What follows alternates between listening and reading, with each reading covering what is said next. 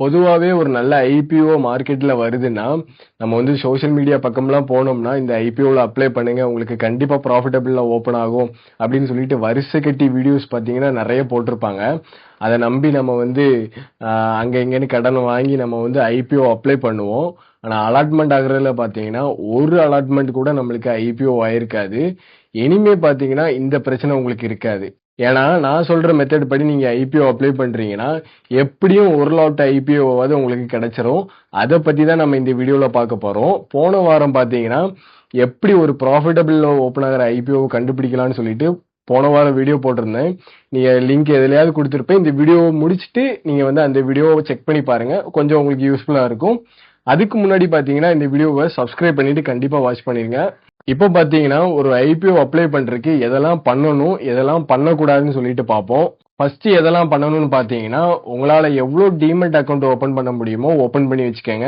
உங்க பேர்ல, உங்க ஃபேமிலி பேர்ல, உங்க ஃப்ரெண்ட்ஸ் பேர்ல, எல்லார் பேர்லயும் ஓப்பன் பண்ணி வச்சுக்கங்க. எதனாலன்னு சொல்றேன்னா, உங்களுக்கு வந்து அலாட்மெண்ட் எத பேஸ் பண்ணி நடக்கும்னா, பான் கார்டு பேஸ் பண்ணி தான் உங்களுக்கு அலாட்மெண்ட் நடக்கும். ஒரே பான் கார்டுல நம்ம எத்தனை அக்கவுண்ட் வச்சு நம்ம அப்ளை பண்ணாலும் கிடைக்கவே கிடைக்காது. எத்தனை பான் கார்டு நம்ம பேஸ் பண்ணி நம்ம அப்ளை பண்றோமோ, அது பொறுத்து தான் நம்மளுக்கு கிடைக்கும். அப்படி இருக்கும்போது என்னோட ஃப்ரெண்ட்லாம் பார்த்தீங்கன்னா, கிட்டத்தட்ட 15 அக்கவுண்ட் கிட்ட அவன் கைவசம் வச்சிருக்கான். அதே மாரி நீங்களும் உங்களுக்கு எத்தனை அக்கவுண்ட் மேக்ஸிமம் ஓப்பன் பண்ண முடியுமோ, அந்த மாரி ஓப்பன் பண்ணி, அதுல பார்த்தீங்கன்னா கன்டினியூவா நீங்க அப்ளை பண்ணுங்க. 2வது பார்த்தீங்கன்னா, ஒரு ஐபிஓ வருதுன்னா 2 பிரைஸ்ல வரும். ஒன்னு கஸ்டம் பிரைஸ்ல வரும். இன்னொன்னு பார்த்தீங்கன்னா, கட் ஆஃப் பிரைஸ்ல வரும். நீங்க எப்பவுமே ஒரு கட் ஆஃப் பிரைஸ்ல அப்ளை பண்ணுங்க. எதனாலன்னு பார்த்தீங்கன்னா, அது பார்த்தீங்கன்னா, ஒரு ஹையர் பிரைஸ்ல அப்ளை பண்ணும்போது, நம்மளுக்கு வந்து கிடைக்கிறதுக்கு வாய்ப்பு பார்த்தீங்கன்னா, அதிகமாவே இருக்கும். 3வது பார்த்தீங்கன்னா, உங்க கையில எத்தனை அக்கவுண்ட் இருக்கோ, அத்தனை அக்கவுண்ட்டுக்கு தேவையான அமௌண்ட்ட பார்த்தீங்கன்னா, ஒரு கேஷ் ஃப்ளோ வாட்டு மெயின்டெயின் பண்ணிட்டு வாங்க. உதாரணத்துக்கு பார்த்தீங்கன்னா, உங்க கையில ஒரு 4 அக்கவுண்ட் இருக்குன்னா, மினிமம் ஒரு ரூ. 60,000 அமௌண்ட்ட பார்த்தீங்கன்னா, அது கேஷ் ஃப்ளோவா மெயின்டெயின் பண்ணிட்டு வாங்க. ஐபிஓ வர நேரத்துல பார்த்தீங்கன்னா, அந்த அமௌண்ட்ட அப்ளை பண்றதுக்கு யூஸ் பண்ணிக்கங்க. ஐபிஓ இல்லாத நேரத்துல பார்த்தீங்கன்னா, அந்த அமௌண்ட்ட அப்படி லிக்விட் ஃபண்ட்ஸ்ல இன்வெஸ்ட்மென்ட் பண்ணிருங்க. எதனாலன்னு பார்த்தீங்கன்னா, நம்மளுக்கு அமௌண்ட் கையில சேவிங்ஸ் அக்கவுண்ட்ல இருக்க நம்மளுக்கு வந்து இன்ஃப்ளேஷன் லாஸ் வந்து நம்மளுக்கு ஆயிட்டே தான் இருக்கும். அதனால அமௌண்ட் சும்மா இருக்க விடாம நம்ம வந்து அமௌண்ட்ட பார்த்தீங்கன்னா குரோவாக நம்ம விட்டுட்டு இருக்கலாம். இந்த அமௌண்ட்ட பார்த்தீங்கன்னா நம்ம ஒரு எமர்ஜென்சி ஃபண்டாவட்டும் இந்த அமௌண்ட்ட யூஸ் பண்ணிக்கலாம். லிக்விட் ஃபண்ட்ல இருக்கும்போது ஒரு 6 to 7% நம்மளுக்கு ஒரு growth கிடைச்சிட்டு இருக்கும். ஐபிஓவும் நம்ம அப்ளை பண்ணிக்கலாம். இப்ப 4வது பாத்தீங்கன்னா, மார்க்கெட் கேப் அதிகமா இருக்கிற ஐபிஓஸ்ல பாத்தீங்கன்னா அப்ளை பண்ணுங்க. பொதுவாவே மார்க்கெட் கேப் அதிகமா இருக்கிற ஐபிஓஸ்ல பாத்தீங்கன்னா, அப்ளை பண்றத பாத்தீங்கன்னா நிறைய பேர் அவாய்ட் பண்ணுவாங்க. இதனால பாத்தீங்கன்னா, அந்த ஐபிஓ சப்ஸ்கிரிப்ஷன் ஆகுறது பாத்தீங்கன்னா, ரொம்ப கம்மியா தான் சப்ஸ்கிரிப்ஷன் ஆகும். ஆனா இதை யூஸ் பண்ணி தான் நம்ம வந்து 2 பிரைஸ்ன்னு சொன்னோம்ல, இதுக்கு முன்னாடி கஸ்டம் பிரைஸ், கட் ஆஃப் பிரைஸ்ன்னு. இதுல பாத்தீங்கன்னா, மார்க்கெட் கேப் அதிகமா இருக்கிறதுல மட்டும் நம்ம வந்து கஸ்டம் பிரைஸ்ல அப்ளை பண்ணணும். அதாவது 2 பிரைஸ் கொடுத்திருப்பான். அதுல பாத்தீங்கன்னா நம்ம லோவர் பிரைஸ் பாத்தீங்கன்னா கஸ்டம் பிரைஸ் இருக்கும். அந்த கஸ்டம் பிரைஸ்ல நம்ம அப்ளை பண்றோம்னா மார்க்கெட்ல பாத்தீங்கன்னா அது பாத்தீங்கன்னா நம்மளுக்கு கட் ஆஃப் பிரைஸ்ல தான் ஓபன் ஆகும். உதாரணத்துக்கு ரூ. 100 கஸ்டம் பிரைஸ் இருக்குன்னா ரூ. 110 கட் ஆஃப் பிரைஸ் இருக்கும். அப்ப நம்ம கஸ்டம் பிரைஸ்ல அப்ளை பண்ணி நம்மளுக்கு கிடைக்கிறதுக்கு அதிகமான வாய்ப்பு இருக்கு. ஏன்னா வந்து மார்க்கெட் கேப் பெருசு, நம்மளுக்கு சப்ஸ்கிரிப்ஷன் ஆனதும் கம்மியா இருக்கும். அப்போ வந்து நம்மளுக்கு கஸ்டம் பிரைஸ்லயே நம்மளுக்கு கிடைக்கும். நம்ம மார்க்கெட்ல அது பாத்தீங்கன்னா மேக்ஸிமம் வந்து கட் ஆஃப் பிரைஸ்ல தான் ஓபன் ஆகிறதுக்கு வாய்ப்பு இருக்கு. அப்ப அந்த கட் ஆஃப் பிரைஸ்ல பாத்தீங்கன்னா நம்ம ஈஸியாவே நம்ம செல் பண்ணிட்டு வரலாம்.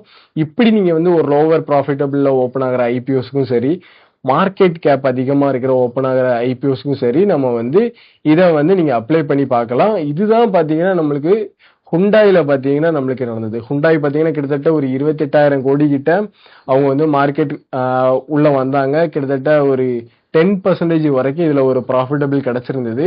நீங்க எத்தனை ஐபிஓ அப்ளை பண்ணியிருந்தாலும் அது வந்து உங்களுக்கு அசால்ட்டா கிடைச்சிருக்கும். இந்த மாதிரி அப்ளை பண்றீங்கன்னா ஒரு 10% மினிமம் ப்ராஃபிட் பாத்தீங்கன்னா நீங்க ஈஸியாவே நீங்க எடுத்துட்டு போகலாம். இப்ப ஐபிஓ அப்ளை பண்றதுல நம்ம எதெல்லாம் பண்ணக்கூடாதுன்னு பாத்தீங்கன்னா, ஃபர்ஸ்ட் வந்து ஐபிஓ அப்ளை பண்ணும்போது கடைசி நேரத்துல போய் நம்ம அப்ளை பண்ணக்கூடாது. எதனாலன்னு பாத்தீங்கன்னா, அந்த நேரத்துல வந்து டிராபிக் அதிகமா இருக்கும். அந்த நேரத்துல அப்ளை பண்றோம்னா நம்மளுக்கு வந்து கிடைக்கிற வாய்ப்பு பாத்தீங்கன்னா ரொம்ப கம்மியா இருக்கும். இப்ப 2வது பாத்தீங்கன்னா, கடன் வாங்கி அப்ளை பண்ணாதீங்க. எதனாலனா, ஏதாவது ஒரு நேரத்துல நம்ம அமுட்டுறதுக்கு வாய்ப்பு இருக்கு. சப்போஸ் ஐபிஓ கிடைக்கலன்னா, நம்ம இன்ட்ரெஸ்ட் பாத்தீங்கன்னா, தேவையில்லாம பே பண்ணிட்டு இருக்க மாரி இருக்கும். அதனால எமர்ஜென்சி ஃபண்ட் நீங்க ஒண்ணு பில்ட் பண்ணிட்டு வரீங்கன்னா, அதே இதுல வந்து யூஸ் பண்ணிக்கங்களே தவிர, மத்தபடி கடன் வாங்கி இதுல வந்து அமௌண்ட் போடாதீங்க. இப்ப 3வது பாத்தீங்கன்னா, யுபிஐ மூலியமா நம்ம பேமெண்ட் பண்ணும்போது, நம்ம அமௌண்ட் பாத்தீங்கன்னா, நம்மளுக்கு பிளாக்ல தான் பண்ணி வைப்பாங்க. யுபிஐல வந்து மேக்ஸிமம் பாத்தீங்கன்னா, ஒரு 4 அக்கவுண்ட் வரைக்கும் தான் நம்ம அப்ளை பண்ண முடியும் ஒரு நாளைக்கு. அதுக்கப்புறம் பாத்தீங்கன்னா, நீங்க நெக்ஸ்ட் டே தான் அடுத்த நாள் வந்து நீங்க பண்ண முடியும். 4வது பாத்தீங்கன்னா, ரொம்ப முக்கியமான ஒண்ணு. ஒரு நல்ல ஐபிஓ அப்ளை பண்றீங்க, கிடைச்சிச்சுன்னா ஒரு லாங் டெர்ம்க்கு கொண்டு போங்க. மினிமம் பாத்தீங்கன்னா, ப்ராஃபிட்ட மட்டுமாவது புக் பண்ணி, மத்தபடி ப்ராஃபிட்ட வந்து அதிலேயே வச்சு அத மெயின்டெயின் பண்ணி கொண்டு போங்க. கேம்பிளிங் டைப்ல வந்து ரொம்ப வந்து அக்ரெசிவாட்டும் மூவ் பண்ணி அந்த கேம்பிளிங் டைப்ல பண்ணாதீங்க. அது வந்து நம்மளுக்கு ஒரு டைத்துல ராங்காட்டும் நம்மள கொண்டு போய் விடும். இந்த மெத்தட் படி நீங்க வந்து ஐபிஓ அப்ளை பண்ணி பாருங்க. கண்டிப்பா ஒரு ஐபிஓ அலாட்மெண்டாவது கிடைக்கும். மேக்ஸிமம் பாத்தீங்கன்னா, நம்ம எந்த அளவுக்கு அக்கவுண்ட்ட இன்கிரீஸ் பண்ணிட்டு போறோம், நம்ம வந்து எந்த அளவுக்கு நம்ம வந்து கரெக்ட்டா பேமெண்ட் இது பண்றோம், எவ்வளவு சீக்கிரமா வந்து அப்ளை பண்றோம், இத பொறுத்து தான் நம்மளுக்கு வந்து ஐபிஓ அலாட்மெண்ட்ல கிடைக்கிறதுக்கு வாய்ப்பு இருக்கு.